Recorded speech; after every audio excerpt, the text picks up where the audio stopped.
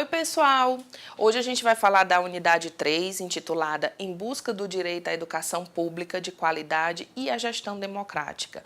A gente vai entender esse percurso de mobilização social e da mobilização popular em torno de uma educação que fosse muito mais democrática e voltada para o povo. Então, à época do golpe militar, a educação pública foi impactada por uma liberdade de expressão completamente restrita. Então, a gente vai ver como esse processo foi permeando e fundamentando movimentos populares que pudessem depois culminar num direito à gestão democrática nas escolas. O golpe militar instaurou no país uma censura muito forte nos meios de comunicação, na televisão, nos jornais, as letras de músicas, nas escolas e nas universidades. Diversos professores que eram contra o sistema foram demitidos, as escolas ficavam vazias de docentes. A educação nesse processo era um instrumento unicamente de controle moral. Disciplinas muito voltadas para a obediência e submissão eram trabalhadas nas escolas com esse objetivo de manutenção social. As reivindicações por escolas foram se efetivando, as pessoas brigavam, queriam as escolas, mas na educação escolar foi preciso ações concretas para dar respostas às demandas populares. A população queria uma escola de qualidade, mas ao mesmo tempo essa qualidade era questionada, Então os estados e municípios foram criando essas escolas públicas. A população trabalhadora acessou essas escolas e começou a frequentá-las. Porém, a escola não experimentava uma condição de aproveitar e de manter esses alunos na escola. Os métodos trabalhados eram repetição, declamação, memorização, punição, premiação, eram práticas muito vigentes nas escolas públicas. E em nenhum momento o aluno era visto como um produtor de conhecimento, como alguém que produzisse cultura, mas alguém que repetisse, reproduzisse essa cultura. Que cultura era essa? Uma cultura vigente, pautada na submissão e na obediência. As escolas dos anos 40 e 60 eram administradas de forma completamente vertical. O que isso quer dizer? Que eram centradas na figura de um diretor. Esse diretor comandava as ações e toda a escola voltava-se para obedecer o que era instituído por esse diretor. Então, as escolas se furtavam o direito de apenas transmitir as lições e formar alunos resignados, submissos, obedientes, que aceitam verdades prontas, imutáveis, que não questionam a sua realidade. O objetivo, então, era manter a sociedade estagnada da forma como ela estava. Elite de um lado, camadas populares de outro. Então, em nenhum momento o viés formativo da escola era voltado para a transformação social. O viés formativo da escola era de manutenção dos status. Para dar uma resposta à população, governadores, prefeitos construíam escolas, contratavam professores e funcionários, mas era um número muito reduzido e a grande parte da população ainda ficava fora da escola. A reprodução da época colonial, em que a elite era uma ilha de letrados no mar de analfabetos, continuava acontecendo na época do golpe militar. A escola não estava preparada para receber meninos e meninas pobres, filhos dos trabalhadores. Então, eles até tinham acesso às escolas, mas eles não tinham condições de permanência, porque a escola era uma coisa completamente diferente da realidade que eles tinham. A escola não fazia nenhum sentido para essas camadas populares. Uma escola pensada para a elite simplesmente recebe alunos que não tinham a menor noção do que estava acontecendo lá. E isso foi um fator de obstáculo para a permanência desses alunos na escola.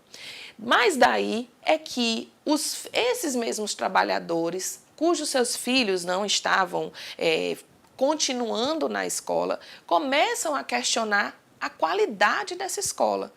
Como era de fato a qualidade? Será que qualidade na escola era apenas a transmissão de conhecimento de um livro didático pelo professor? É importante a gente entender até qual é o sentido do professor aí. É também um mero reprodutor? Onde está a autonomia desse profissional formado para ensinar? Então, a escola, enquanto espaço de transmissão de conhecimento, ela simplesmente limitava a ação do professor, a ação dos funcionários e limitava principalmente a capacidade de pensamento dos alunos. Então, os alunos, os estudantes, eles deveriam ter condições de repetir apenas esses conteúdos nas provas escritas e assim era balizada a sua aprendizagem. Se eles tivessem condição de repetir, eles estavam indo bem na escola. Se não tivessem, e aquilo não fazia sentido para eles, o problema era dos alunos e não de toda a condição que permeava, a condição de exclusão e segregação social que permeava essas crianças. Então, nos anos 60 e 70, as cidades passaram a ser divididas em bairros nobres e em bairros de população trabalhadora. Vale a pena a gente pensar o que acontece nas nossas realidades hoje. Será que essa divisão ficou lá nos anos 60 e 70 ou ela continuou e a gente pode ver essa segregação na contemporaneidade? Essa segregação de bairros entre bairros nobres e bairros da população trabalhadora isso refletiu na escola pública também. Então, nós tínhamos escolas voltadas para a elite, localizadas perto dos bairros nobres, e a escola saqueada, pública, voltada para a população trabalhadora. Mas em 1971 veio a LDB 5692, que é a Lei de Diretrizes e Bases da Educação Nacional. Ela veio em 1971 demonstrar que esse modelo vertical de educação, centrado na figura do diretor, não tinha sucesso. Então, a LDB chamou a atenção que para um projeto educativo ter sucesso, ele precisa partir da realidade da escola, da região onde essa escola está localizada, da cultura e principalmente da comunidade local. A partir de 1971 e desta LDB é que se começa a discussão sobre a participação popular nos modelos de gestão da educação. Então, a lei traz e chama atenção para isso. O processo educativo transformador, ele não pode ser de cima para baixo. Ao contrário, ele precisa partir da comunidade local e ir se efetivando a partir das demandas da comunidade, das demandas sociais particulares de cada região. Então, em 1980, avançando um pouco mais na história e levando os resquícios da LDB 5692 de 71 para os anos 80, as formas de organização dos servidores públicos começam a ganhar mais força e visibilidade.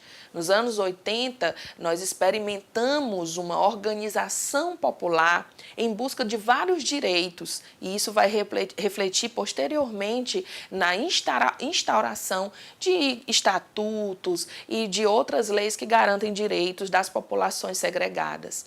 Então, em 1980, as formas de organização desses servidores vão se delineando e esses servidores vão começando a questionar diversas coisas, diversos elementos antes naturalizados, tidos como é isso que tem que ser e pronto. Nos anos 80 explodem, as organizações populares por meio dos sindicatos, por meio dos trabalhadores, da junção dos trabalhadores em torno de um objetivo. Em 85 e 90, no entanto, o Brasil passou por anos muito difíceis e isso foi refletir diretamente na educação.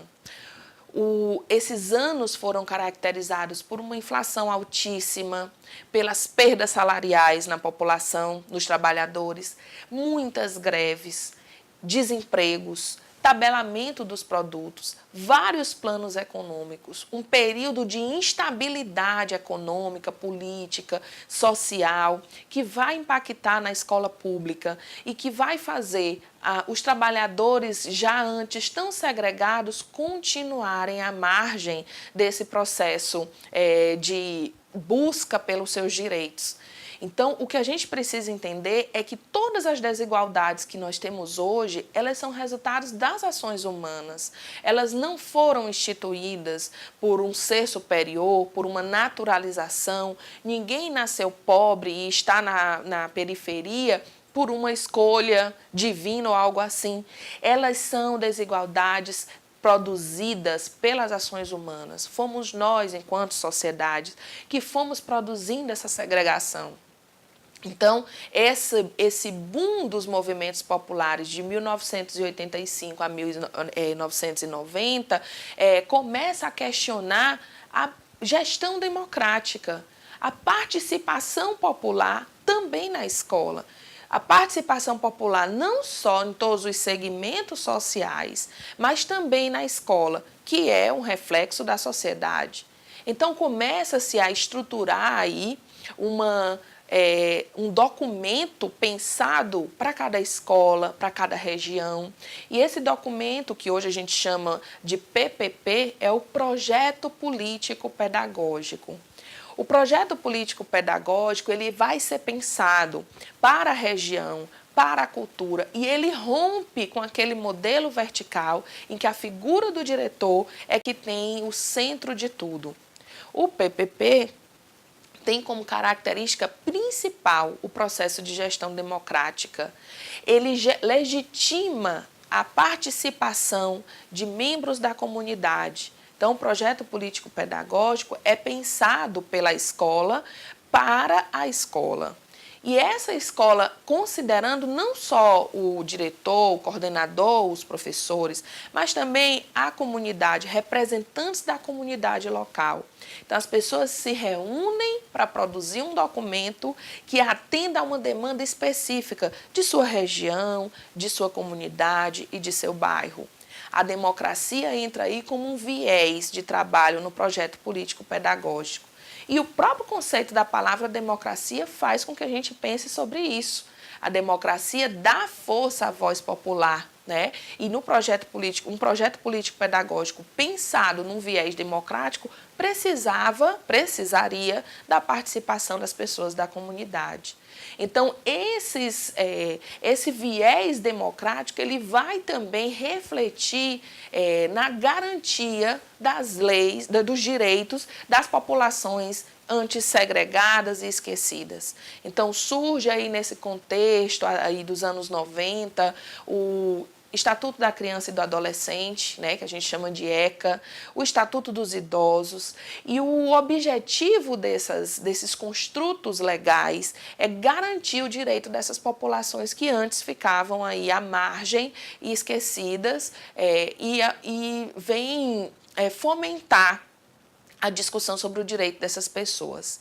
E aí, nesse contexto, a escola pública também é questionada, né? Dentro dessa escola pública, começa-se a questionar também o delineamento da identidade profissional. O que é essa identidade profissional? Primeiro, a gente precisa pensar que identidade é um construto social que leva a crer uma forma que nós nos identificamos. Por exemplo, o que é uma identidade? O que é que me faz identidade? Né? Então, eu vou aí elaborar todos os meus construtos, as minhas características pessoais para identificar quem eu sou. Na identidade profissional, nós temos características em comum com um grupo profissional. E na escola isso começa a ser questionado. Quem são, de fato, essas pessoas que estão na escola? Então, a identidade profissional dos funcionários começa a ganhar novos delineamentos. Enquanto o funcionário era alguém que estava ali trabalhando especificamente na sua função, na sua atribuição, ele começa a assumir uma nova identidade. Identidade essa voltada para a função de educador. Se eu estou na escola, se eu estou lá, eu preciso atuar diretamente como educador. Eu preciso me implicar nesse processo, me envolver nesse processo e não meramente ficar restrito à minha função primeira, né? Se eu estou lá como, por exemplo, secretária, mas eu preciso pensar essa função dentro desse novo delineamento da identidade profissional. Quem sou eu? que eu quero fazer para contribuir com a transformação social e não com a manutenção social. Então, o que a gente pode perceber é que essa identidade ela vai se delineando nesse processo, ela não está pronta, vai continuar em processo de delineamento. E esse curso técnico de formação para os funcionários da educação introduz e legitima, de fato, a mudança na legislação educacional e reconhece você, funcionário, como um educador. Eu espero que vocês tenham aproveitado bastante a disciplina e os conhecimentos advindos dela e a gente se encontra.